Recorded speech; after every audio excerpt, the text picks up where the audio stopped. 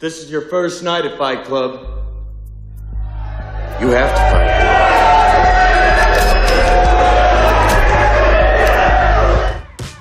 Hello, everyone, and welcome to a new episode of RT Essentials. I'm Mark Ellis.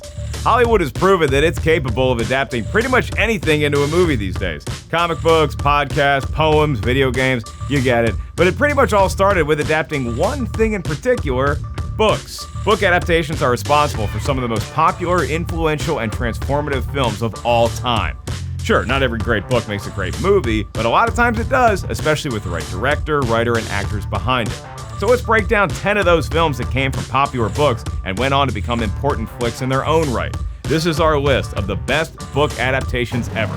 So put down your reading glasses and pick up your, watching video glasses, and let's do this thing. A Clockwork Orange. But sirs, missus, I see that it's wrong. It's wrong because it's like against society. It's wrong because everybody has the right to live and be happy without being told, chopped and knifed. No, boy, you really must leave it to us. And be cheerful about it. And to help set the tone, we'll kick things off with 1971's A Clockwork Orange. The film was adapted, produced, and directed by Stanley Kubrick and is based on the 1962 novel of the same name by Anthony Burgess, considered to be one of the most influential dystopian books ever published. And the story takes place in a future Britain dystopia where a gang leader named Alex, played by Malcolm McDowell, is sent to prison for a murder where he agrees to take part in a behavioral modification experiment, one that doesn't quite go as planned. The book didn't initially capture the interest of Kubrick, who was busy on another project, until his wife read it and put it back in front of him and told him to at least consider it. Ultimately, Burgess sold the film rights to his novel for $500, which would be about $5,000 today, and Kubrick got right to work on a script. He based it on the US version of the book, which omitted the final chapter. This sarcasm, if I may call it such, does not become you, O my little brothers. As I am your Drugan leader, I'm entitled to know what goes on, eh? Now then, Dim, what does that great big horsey gape of a grin portend? Due to the film's depictions of graphic violence, the reviews at first were a bit polarizing, especially given the copycat acts of violence were being reported and resulting in it being pulled from theaters in some cities. Even Burgess himself, while calling the film brilliant, said that it might be so much so that it's actually dangerous. But A Clockwork Orange ended up performing quite well at the box office and has since undergone a critical re-evaluation in the years since its release, gaining the certified fresh respect from critics to go along with a huge cult following. The film also received 4 Academy Award nominations, including Best Picture, Best Director, and the big one for today's list, Best Adapted Screenplay, but lost all of them to The French Connection, also a book adaptation. Fight Club. This is a chemical burn. It will hurt more than you've ever been burned, and you will have a scar. What are you doing? Guided meditation worked for cancer. It could work for this. Stay with the pain. Don't shut this out. No, God! Look at your hand. The first soap was made from the ashes of heroes, like the first monkey shot into space. Without pain, without sacrifice, we would have nothing. I tried not to think of the word serum or flesh. Punching its way next onto this list is 1999's Fight Club. This film is based on Chuck Palahniuk's 1996 novel of the same name and was directed by David Fincher. In it, Edward Norton stars as an insomnia-stricken depressed man who meets a strange soap salesman, played by Brad Pitt, and together they start an underground fight club for the men who are sick of their ho-hum lives. Before the book was even published, it started making its way around Hollywood, with a studio reader and a couple of producers rejecting it at first. But eventually, a couple of producers saw some potential and arranged for unpaid screen readings of the book by actors. Those were trimmed down and sent to the desk of Laura Ziskin, the head of Fox 2000 Studios at the time. She hired Jim Yules to write the adaptation and brought on Fincher to direct, in part because of his enthusiasm for the story. I am Jack's smirking revenge. Oh!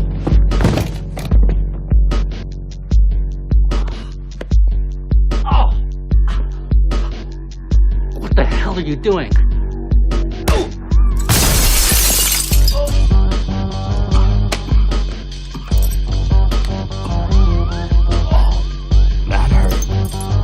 When Fight Club hit theaters in '99, it failed to meet the studio's expectations, had some polarizing reviews from critics, and became one of the most controversial and talked about movies of the year. The real success came with the film's home video release, helping to create a cult following and forcing critics and pop culture to revisit the film. 10 years later, the New York Times called it, quote, the cult movie of our time, end quote.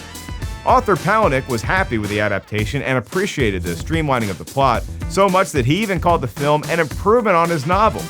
And speaking of Palahniuk, he followed the book up with 2 sequels in comic book form, Fight Club 2, released in 2015, and Fight Club 3 in 2019, and the fact that I'm talking about this at all means I'm probably kicked out of Fight Club.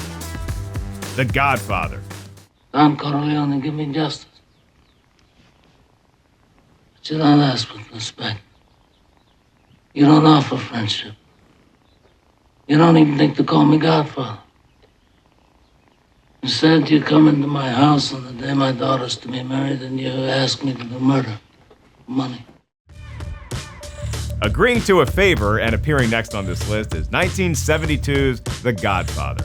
This epic crime drama was directed by Francis Ford Coppola and based on Mario Puzo's best-selling 1969 novel of the same name. The film follows the Corleone family under patriarch Vito Corleone, played by Marlon Brando, who is looking to pass down control of his organized crime dynasty to his reluctant son Michael, played by a young Al Pacino. The book went on to be a smash hit, sitting on the New York Times bestseller list for over 67 weeks and selling over 9 million copies in 2 years. And Paramount ended up bringing Puzo on to help adapt it into a movie alongside Coppola. The pair worked separately on their versions of the screenplay, but remained in contact to pick and choose what should end up in the final draft. Mike, you don't come to Las Vegas and talk to a man like Mo Green like that! Fredo, you're my older brother, and I love you. But don't ever take sides with anyone against the family again. Ever. And it was Puzo who initially wanted Brando to play the Godfather, eventually joined by Coppola, as they received pushback from the studio based on poor performances of Brando's recent films. Of course, he got the part and went on to win a Best Actor Oscar to go along with the film winning Best Picture and, of course, Best Adapted Screenplay. To sum it all up perfectly, the critics' consensus says that as one of Hollywood's greatest critical and commercial successes, The Godfather gets everything right. The Lord of the Rings trilogy. Sneaky little Hobbitses. Wicked, tricksy, false. No, master. Yes, precious, false. They will cheat you, hurt you, lie. Next on our list of the best book adaptations ever is not 1, but 3 films, as in the Lord of the Rings trilogy. This series of epic fantasy adventure films were all directed by Peter Jackson and based on J.R.R. Tolkien's novel of the same name, first published in 1954.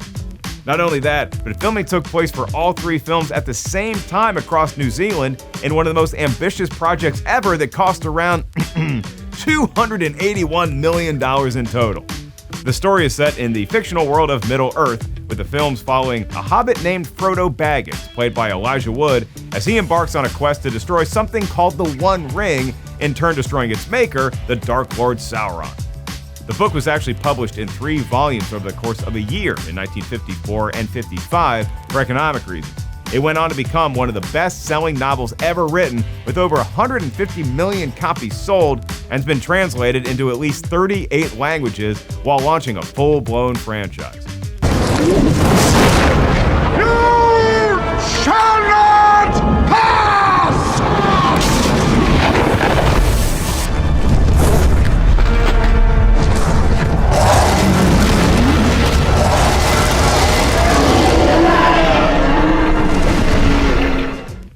Jackson has been credited for even attempting to adapt something as epic as Tolkien's novel, and what he delivered has been considered to be one of the best and most influential film series ever, along with being one of the highest-grossing series of all time, with nearly $3 billion made worldwide.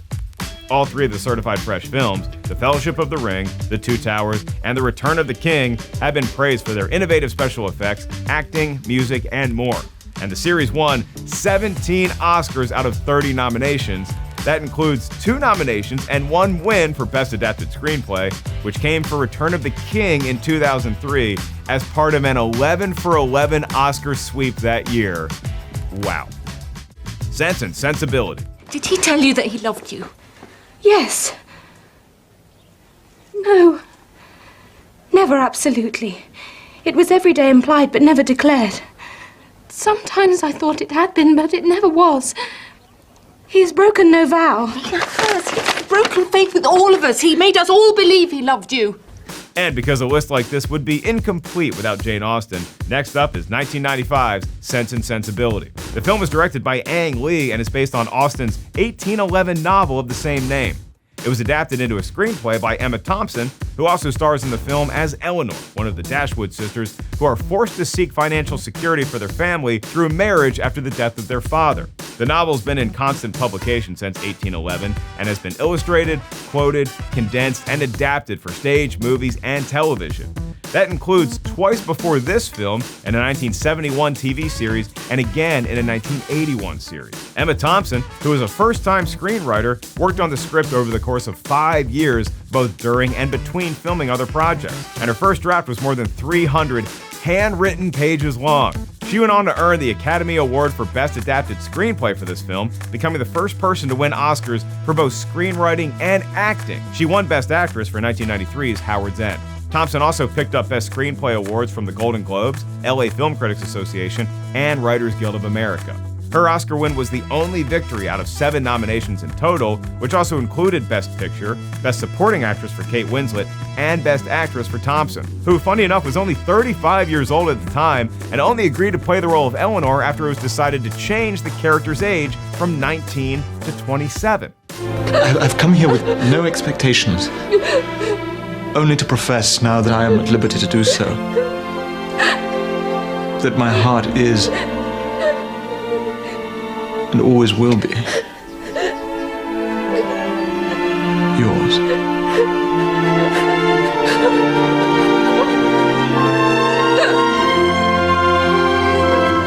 The film opened just before the holidays in 1995 and went on to make a decent haul at the box office. And it was credited for a resurgence in popularity for Jane Austen's works and has been continually recognized as one of the best Austen adaptations of all time. And along with that response from fans is a critic's consensus that says Sense and Sensibility is an uncommonly deft, very funny Jane Austen adaptation marked by Emma Thompson's finely tuned performance. Trainspotting. Good luck, Spud. Cheers, cowboy. Now, remember, what? If they think you're no trying, you're in trouble, right? First hint of that and they'll be onto the DHSS. This is no trying. And your gyro's finished, right? Right. But then again, try too hard. You might get the job. Exactly. Nightmare. It's a tightrope, Spud. It's a tightrope.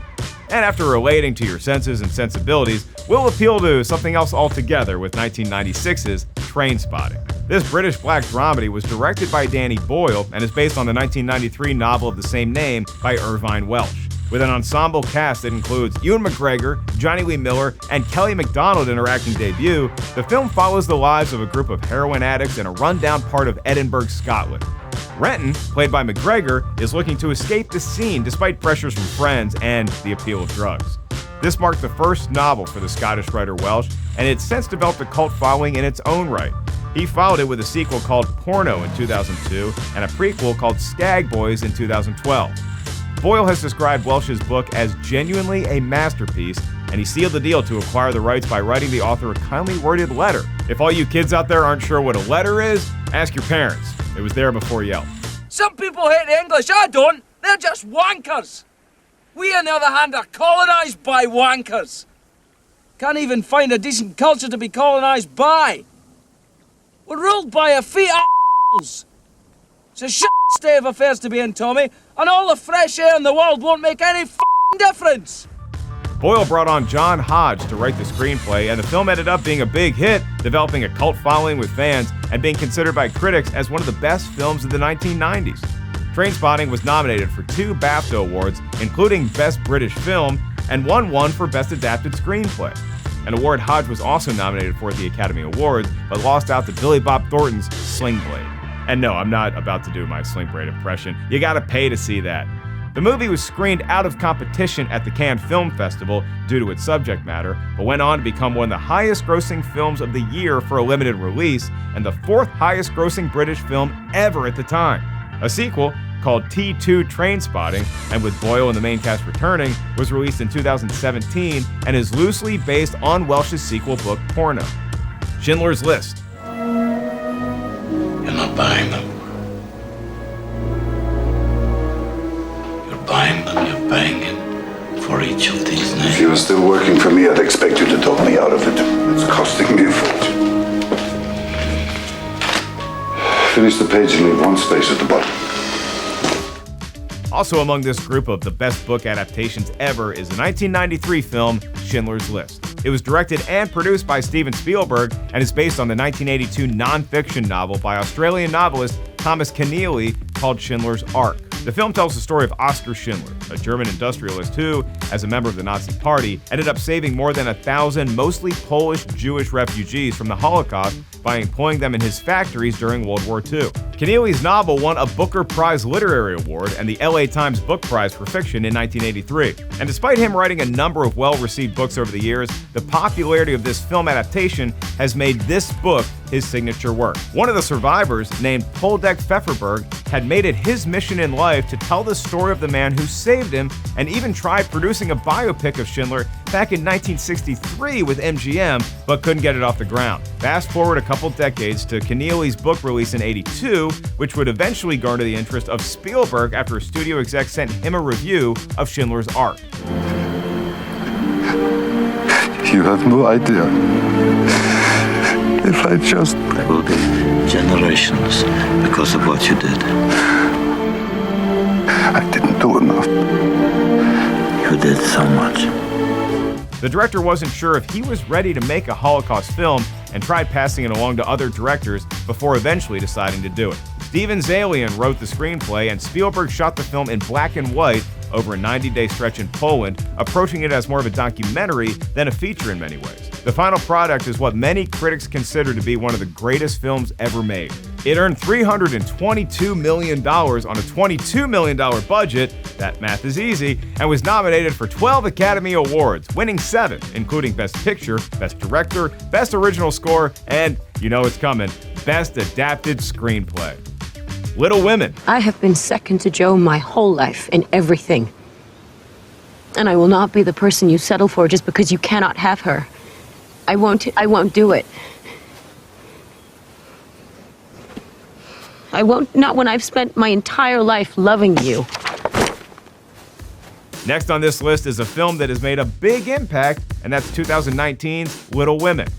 The film was written and directed by Greta Gerwig and her second solo directing effort after 2017's Lady Bird, and it marks the 7th film adaptation of the 1868 novel of the same name by Louisa May Alcott. The ensemble cast includes stars like Saoirse Ronan, Emma Watson, Florence Pugh, Laura Dern, Timothée Chalamet, Meryl Streep, and Bob Odenkirk, to name a few. And it tells the story of the March sisters, as told through the eyes and voice of Jo March, played by Ronan. Gerwig has said the book inspired her to become a writer and director, and she urged her agent to get in touch with the studio so she could be considered. And what do you know? She got the gig. Well, gigs. You see, Gerwig started writing the screenplay in early 2018 and found inspiration in letters and diaries of Louisa May Alcott, along with 19th century paintings of young women. She also used other stories from Alcott to shape the dialogues for this flick. Do you love it? If he asked me again, I think I would say yes. Do you think he'll ask me again? But do you love him?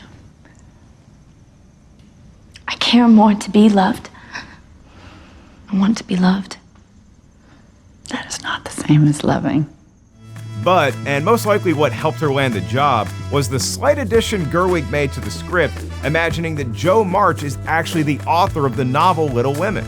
For this, she received plenty of praise for making a classic feel fresh, but still keeping its essential elements. Gerwig also altered the ending a little bit, saying later that she believed it, quote, honors Alcott's true vision given that she had to satisfy the era's narrative expectations, end quote, and that's a mic drop.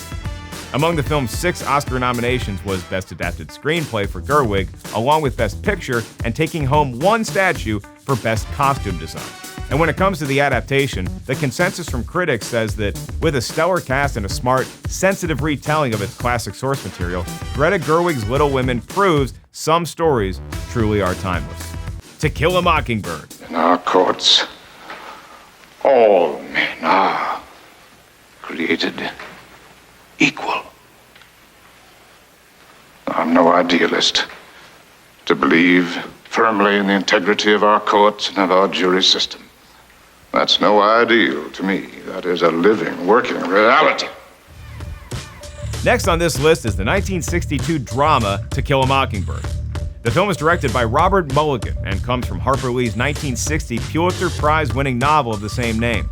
In the film, it's Gregory Peck stepping into the shoes of Atticus Finch, a widowed lawyer and father of 2, who is assigned to defend a black man falsely accused of raping a white woman. The book went on to become a classic of modern American literature, widely read in middle and high schools. The story and some characters are loosely based on some of Harper Lee's observations of her own surroundings while growing up in Monroeville, Alabama in the 30s and 40s. In adapting the novel, writer Horton Foote managed to follow the novel's slow burn plot structure while also, with the help of the actors, bringing the characters to life. Speaking of which, when Peck was offered the role of Atticus, he quickly read Lee's novel in 1 sitting and immediately called director Robert Mulligan to say that he was in. Gee Louise, stand up.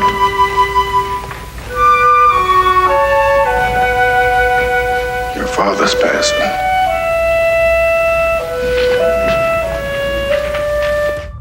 Peck took the role of Atticus Finch when he was 45 and already Oscar-nominated 4 times over, but his performance ended up becoming synonymous with the character and with his career in general. Even Harper Lee, who based Atticus on her own father, was so moved by Peck's performance that she gave him her father's watch after filming was done. And of course, he finally won his first Oscar for the role. The film itself was also a huge hit with fans and critics, earning more than 6 times its budget at the box office. And with a total of 8 Academy Award nominations, including Best Picture, it also won for Best Art Direction and, dramatic pause, Best Adapted Screenplay. No Country for Old Men. Call it. Call it, yes. For what? Just call it. Well, we need to know what we're calling it for here. You need to call it. I can't call it for you. Well, it wouldn't be fair. I didn't put nothing up. Yes, you did. You've been putting it up your whole life. You just didn't know it. And finally, the last film on our list is 2007's No Country for Old Men. The film was directed by Joel and Ethan Coen and is based on the 2005 novel of the same name by Cormac McCarthy. In what would become a full-circle moment, McCarthy originally wrote the story as a screenplay before switching his focus to a novel, the title of which comes from the first line of the 1926 W.B. Yeats poem, Sailing to Byzantium. That is good for your next trivia night. The film follows the mayhem that ensues after a hunter, played by Josh Brolin, happens upon a drug deal gone wrong and walks away with more than $2 million in cash from the scene. He is soon hunted himself by a brutal killer played by Javier Bardem and a sheriff played by Tommy Lee Jones. Call it. No. I ain't gonna call it. Call it. The coin don't have no say. It's just you. Well, I got here the same way the coin did. The film ended up being a huge critical success, nominated for 8 Oscars and winning 4, including Best Picture, Best Director, and Best Adapted Screenplay for the Coen brothers. Plus, Javier Bardem became the first person to win the Best Supporting Actor at the SAG, BAFTA, Golden Globe, Critics' Choice, and of course, Academy Awards. Naturally, the critics were also feeling all of those feelings too over this certified fresh film, with a consensus that says, bolstered by powerful lead performances from Javier Bardem, Josh Brolin, and Tommy Lee Jones, No Country for Old Men finds the Coen brothers spinning cinematic gold out of Cormac McCarthy's grim, darkly funny novel. Okay, there it is. Consider yourselves adapted with the knowledge of the best book adaptations ever. I'm not sure I used that word right, but here we are. Anyway, this list could only have 10 films on it, so we're assuming there's others that you were thinking of, like Jaws. Where was Jaws? So y'all let us know. And now, I leave you with the great dilemma of the day: to read the book or watch the movie. I think you know which path I'm taking. Thanks for tuning into RT Essentials. I'm Mark Ellis.